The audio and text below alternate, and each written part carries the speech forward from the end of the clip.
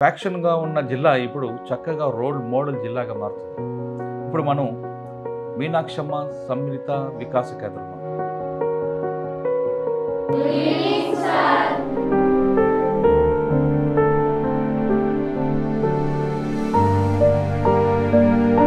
ఇక్కడ కంటికి కనిపించిన వాళ్ళు ఉంటారు, తల్లిదండ్రులు లేని వాళ్ళు ఉంటారు. వాళ్ళందరినీ తీసుకురావడం, వాళ్ళకి కంప్యూటర్ నాలెడ్జ్ కాదు, వాళ్ళకి కావాల్సిన స్కిల్స్ నేర్పించి వాళ్ళ కాళ్ళ మీద వాళ్ళే బతికేలా చేస్తారు.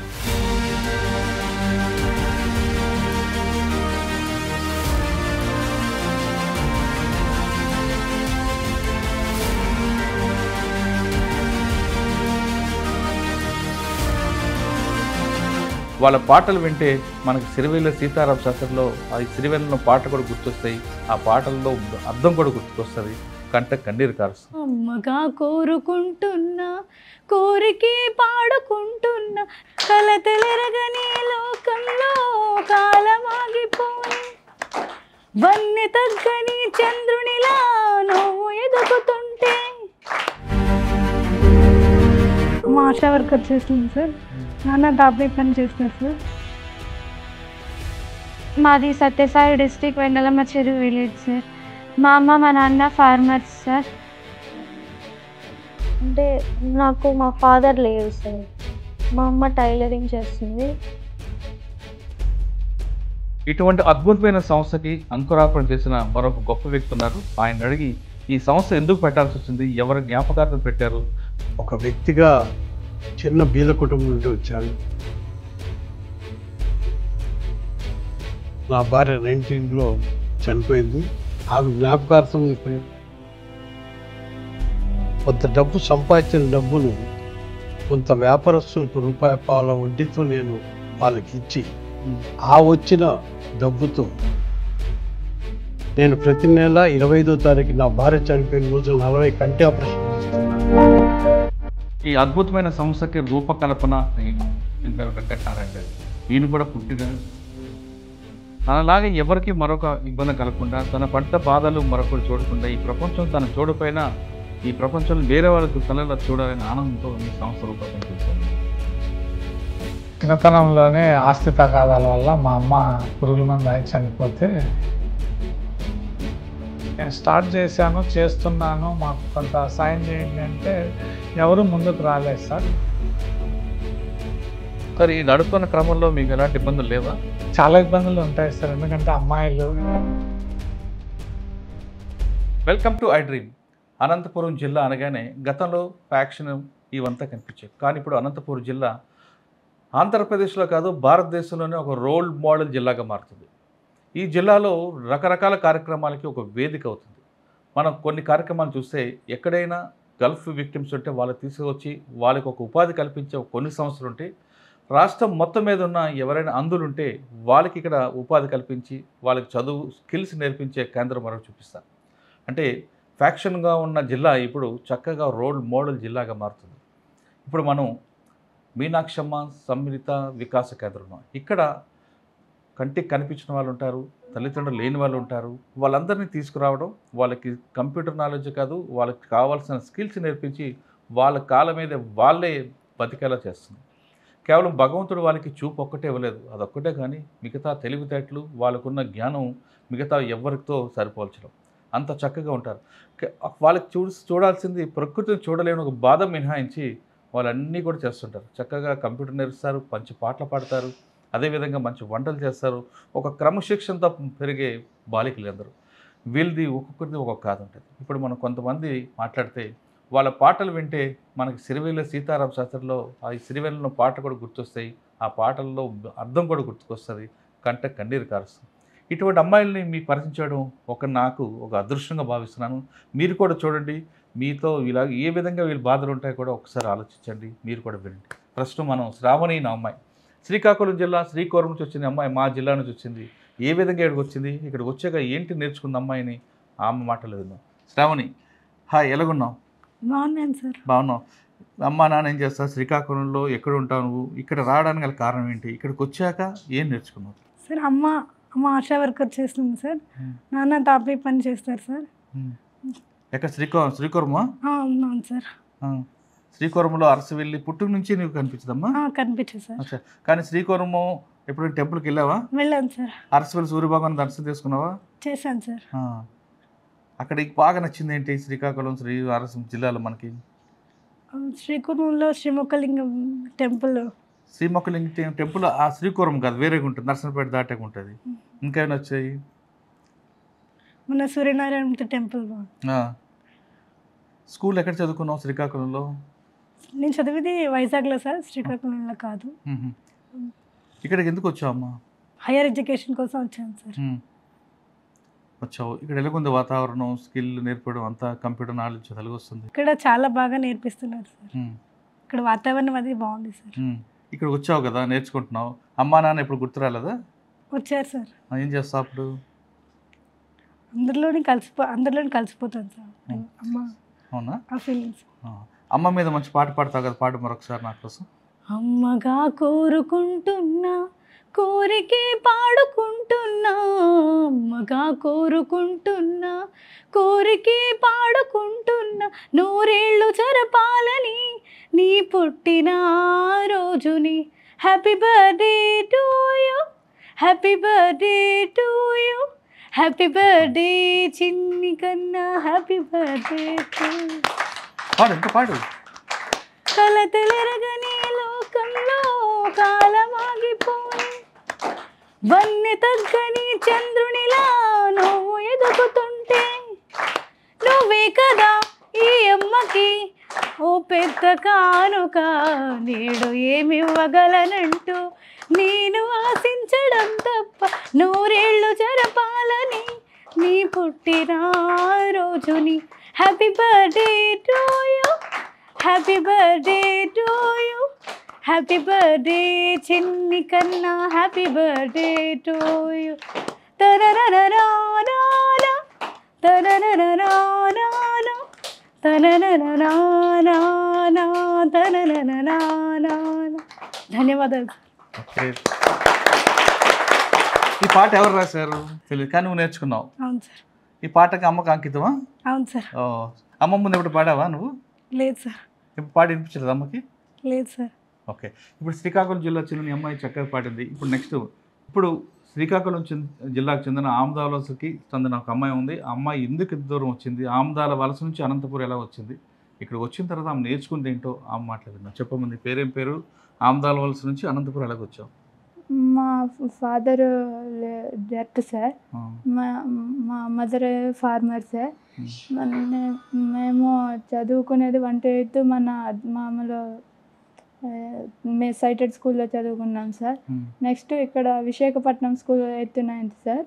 అక్కడ అయినాక ఇక్కడ మన ఉషా మేడం అని ప్రొఫెసర్ సార్లు మాకు ఇక్కడికి తీసుకొచ్చినారు సార్.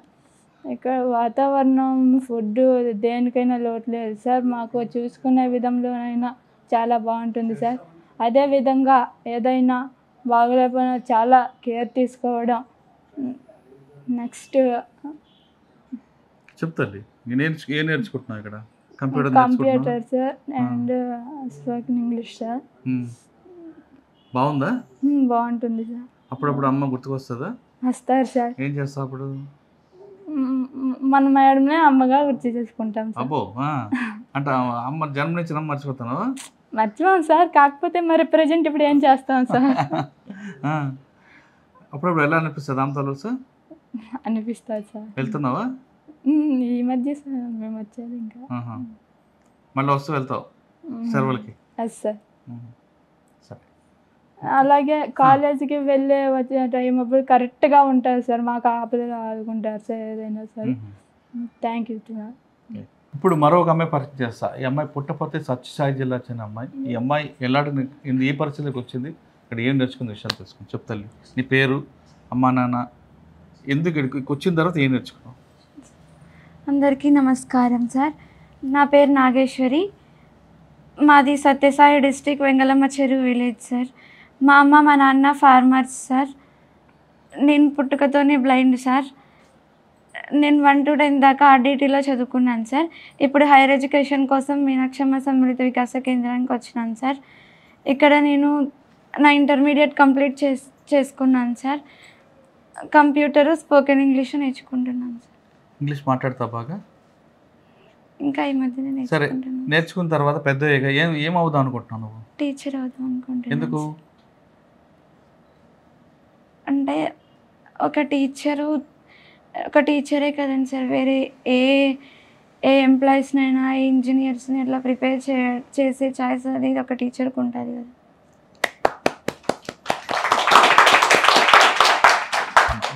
చెప్పమ్మా, నీ పేరేం పేరు, ఎక్కడి నుంచి వచ్చావు, ఇక్కడికి వచ్చిన తర్వాత నువ్వేం అవ్వాలనుకుంటున్నావు? నా పేరు మదిహా సార్. మా ఊరు కదిరి సార్. నేను కదిరి నుంచి వచ్చాను. నేను ఇక్కడ ఇంటర్ ఫస్ట్ ఇయర్ అయిపోయింది సార్. ఇప్పుడు ఇంటర్ సెకండ్ ఇయర్ చదువుకుంటున్నాను సార్. ఏమవుదాం అనుకుంటున్నావు నువ్వు? Teacher sir. ఎందుకు నువ్వు టీచరే? అందరు టీచర్లేనా?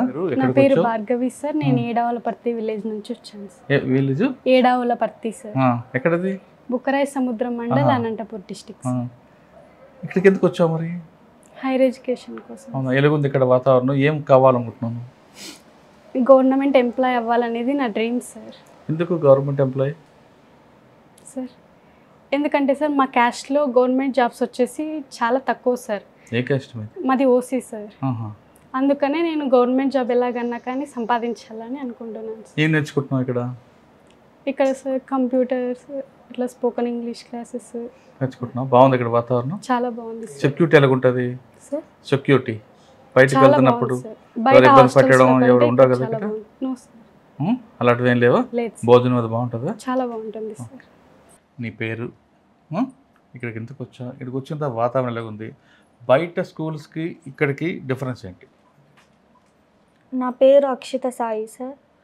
నేను అనంతపూర్ డిస్టిక్ కంబదూరు మండల్ కోటగుడ్డం నుంచి వచ్చాను సార్.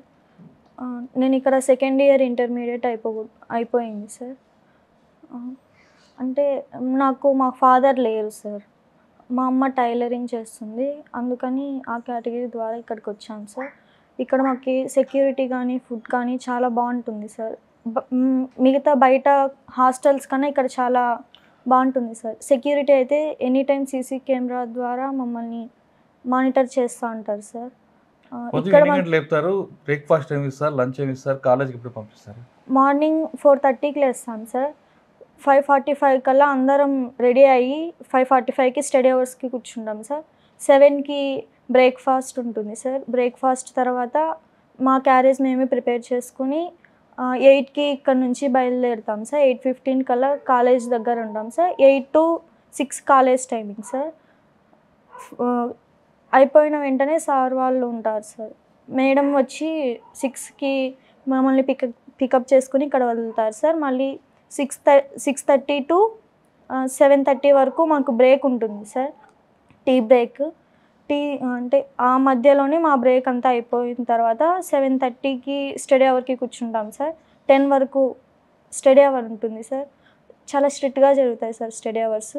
బాగా చదువుకుంటాం సార్. మీకు వీకెండ్లు ఉంటాయి కదా, అప్పుడు ఏం చేస్తారు? ఎంటర్టైన్మెంట్ సినిమాలు పెడతారా, బయటికి తీసుకెళ్తారా?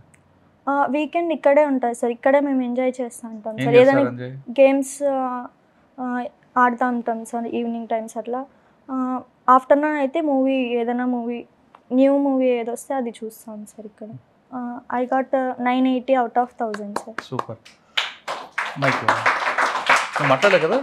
ఇటువంటి అద్భుతమైన సంస్థకి అంకురార్పణ చేసిన మరొక గొప్ప వ్యక్తి ఉన్నారు. ఆయన అడిగి ఈ సంస్థ ఎందుకు పెట్టాల్సి వచ్చింది, ఎవరి జ్ఞాపకార్థం పెట్టారు, పెట్టిన తర్వాత ఎన్ని ఒడిదొడుకులు వస్తున్నాయి, అవన్నీ ఎదుర్కొంటూ ఈ సంస్థను ఏ విధంగా ముందుకు తీసుకెళ్తున్నారు, ఆ విషయాన్ని ఆయన తెలుసుకున్నాం. సార్ నమస్తే అండి. పేరు ఇటు మంచి ఆలోచన అండి.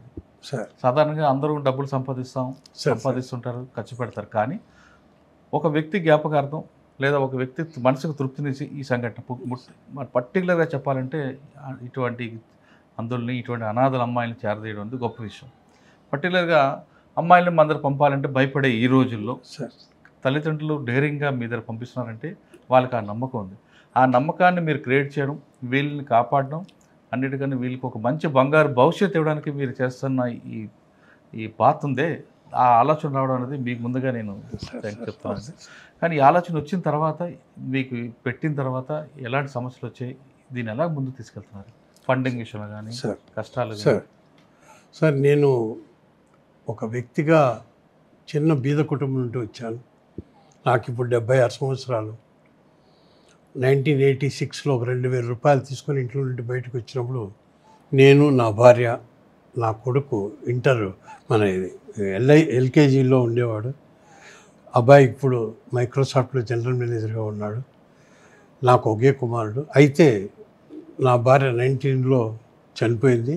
ఆమె జ్ఞాపకార్థం కొన్ని దేవాలయాల్లో దండిక పనులు చేశాను. దేవాలయాలకు లక్షలు ఖర్చు పెట్టాను. ఇక్కడ అనంతపూర్కు దగ్గర బుక్కరా సముద్రంలో కూడా ఒక ఆడిటోరియం నిర్మించి ఇచ్చాను కస్తూర్బా స్కూల్కి. ఇలాంటివి చేస్తున్న సమయంలో వెంకటనారాయణ గారు తారసపడడం జరిగింది. ఈ 3 years బ్యాక్ సార్ ఇట్లా ఒక స్కూల్ కాలేజీ ఇది హాస్టల్ పెడితే చాలా బాగుంటుందనే ఉద్దేశంతో ఆయన అడగడము, నేను ఇస్తానడం, ఇది దినదిన అభివృద్ధి. ఈ పొద్దు ఈ స్థితికి వచ్చిందంటే దైవం నాకు సర్వదా నా వైపు ఉన్నాడని నా ఆశ. ఇది కాక నా భార్య మీద ఉన్న ప్రేమతో వీళ్ళకు పిల్లలు నా బిడ్డల కన్నా ఎక్కువ చూసుకుంటున్నా. వాళ్ళు అడిగితే కూడా మా నాన్నగారే అంటారు. అయితే ఈ వయసు నిజంగా చెప్పాలంటే ఇది గొంగళిపురి నుండి సీతాకోకచిలుక అయ్యే వయసు. దీన్ని బాగా కాపాడుతుందంటే లక్ష్మి, మన వెంకటనారాయణ గారి భార్య. తర్వాత అందరూ ఒక ఐకమత్యంతో చేస్తున్నాం. పిల్లలు కూడా అందరినీ శ్రీ చైతన్య మాస్టర్ డిగ్రీ కాలేజీలో చదివిస్తున్నాను. పిల్లలు బాగా చదివి అందరూ ఫస్ట్ క్లాస్ పాస్ అయ్యారు. అది నాకు గొప్ప ఆనందకరమైన విషయం. దాంట్లో 11 మంది 927 నుండి 980 వచ్చారు. ఇది చాలా ఆనందకరమైన విషయం నాకు మాత్రం. నా జీవితం ధన్యమని నేను భావిస్తున్న ఈ సమయంతో ఇది మీరు కూడా ఇప్పుడు వచ్చి అడిగితే అవన్నీ చెప్పాల్సిన అవసరం వచ్చింది. చాలా థ్యాంక్స్ సార్. మీకు కూడా మా యొక్క అభినందనలు సార్. సార్ నాకు అభినందనలు పక్కన పెడతాం. సాధారణ డబ్బులు సంపాదించాక మనిషిలో ఒక స్వార్థం పెరుగుతుంటుంది. ₹1 2 చేయాలి, 2 3 చేయాలి. కానీ మీరు దీనివల్ల మీకు ఎలాంటి ప్రయోజనం ఉండదు. లేదు సార్. అయినా మీకు సంపాదన లేదు సార్. నేను నిజంగా అంటే కొంత డబ్బు సంపాదించిన డబ్బును కొంత వ్యాపారస్తులకు ₹1 వడ్డీతో నేను వాళ్ళకి ఇచ్చి ఆ వచ్చిన డబ్బుతో ప్రతి నెల 5 లక్షల రూపాయలు వెచ్చిస్తున్నాను సార్. నేను ప్రతి నెల 25వ తారీఖు నా భార్య చనిపోయిన రోజు 40 కంటి ఆపరేషన్ చేస్తున్నాను. సూపర్. తర్వాత ఇప్పటికీ అవి 2792 ఆపరేషన్లు నిన్న 25వ తారీఖు అయినాయి. ఈ పిల్లలకు అన్నీ భరిస్తూ అదొక 2 lakhs వస్తూ ఉంది. బట్ నేను 76 సంవత్సరాలు ఎన్నాళ్ళు ఉంటానో తెలియదు. ఈ ఉన్న కాలంతో మంచిగా బతుకుదామని ఒక సదుద్దేశంతో జీవితం గడుపుతున్నాను సార్. వీళ్ళందరూ డాడీ అని పిలిస్తే మీకు ఏమనిపిస్తుంటుంది? చాలా ఆనందం వస్తుంది సార్. నాకు ఆడబిడ్డలు లేరు, పిల్లలు నా బిడ్డలు. ఇది చాలా ఆనందకరమైన విషయం సార్.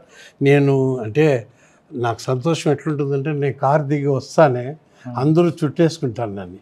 నాకు నా బిడ్డలు కూడా అంత ఉంటే అంత ఆనందం కనబరుస్తారో లేదో తెలియదు, కానీ వీళ్ళు నా బిడ్డల కన్నా ఎక్కువ సార్ నిజంగా చెప్పాలంటే. Sir thanks. సాధారణంగా భార్య చనిపోతే రెండో వివాహానికి సిద్ధపడుతున్న ఈ కాలంలో ఈయన మాత్రం భార్య చనిపోయిన ఆమె జ్ఞాపకార్థం ఒక మంచి అద్భుతమైన సంస్థను ఏర్పాటు చేశారు. ఒకే కొడుకు, ఆ కొడుకు మాత్రం నాన్న అని పిలుస్తారు. కానీ ఇక్కడ ఆయనకి వందలాది మంది డాడీ అని పిలుస్తారు, నాన్న అని పిలుస్తారు.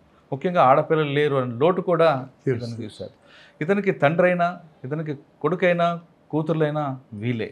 ఇతను రాగానే, రవికాంత్ గారు రాగానే అందరూ కూడా డాడీ అని పిలుస్తే అంటే అందులో ఆనందం వేరు. అంటే సమాజంకి మనం సంపాదించి సమాజం ఎంతో కొంత ఇవ్వాలి అని భావించిన రవికాంత్ గారి కోరిక నెరవేరాలి.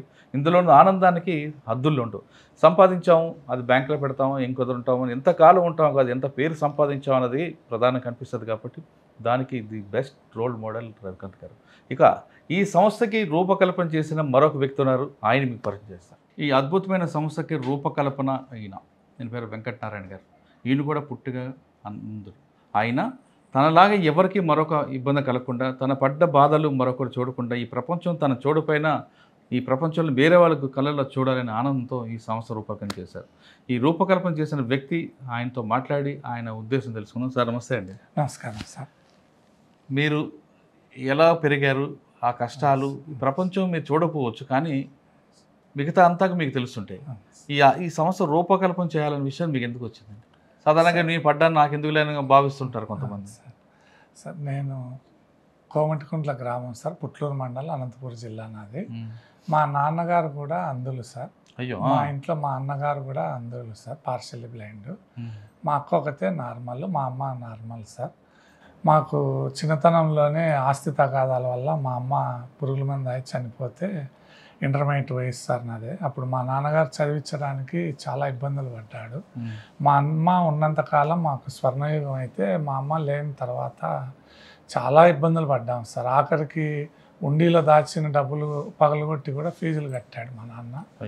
అంత ఇబ్బందులు పడ్డాము. తర్వాత డిగ్రీలోనే మా చదువులు ఆపాల్సి వచ్చిన సమయంలో ఇక్కడ అనంతపూర్లో రూరల్ డెవలప్మెంట్ ట్రస్ట్ అనే ఒక ఎన్జిఓ ఉంది సార్.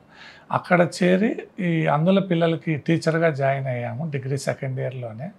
ఒక పక్క విద్యాభ్యాసం కొనసాగిస్తూనే ఆర్డిటీలో కూడా ఈ విద్య ప్రాధాన్యత పెంచుతూ అక్కడ కూడా ఇంక్లూజివ్ హైర్ ఎడ్యుకేషన్ ప్రమోట్ చేసి అక్కడ కూడా విద్యా వ్యాప్తి కోసము, తర్వాత వికలాంగుల హక్కుల కోసం 14 ఏళ్ళు పనిచేశాను సార్. తర్వాత 2012 డిఎస్సిలో హెచ్జిటీగా పోస్ట్ సంపాదించుకున్న తర్వాత ఒక 3 ఏళ్ళు ఖాళీగా ఉన్నాను సార్. ఖాళీగా ఉన్న తర్వాత నాకు ఇంతవరకు సార్ మీరు గమనించండి, ఆంధ్రప్రదేశ్లో సర్వశిక్ష అభియాన్ అని గవర్నమెంట్ వ్యవస్థ ఉంది. వాళ్ళు 1వ తరగతి నుండి 10వ తరగతి వరకు ఉన్న వికలాంగుల పిల్లలను విద్యాపరంగా అన్ని రకాలుగా ప్రోత్సహిస్తారు. మరి మా జిల్లాలో ఆర్డిటీ లాంటి సంస్థ ఉంది.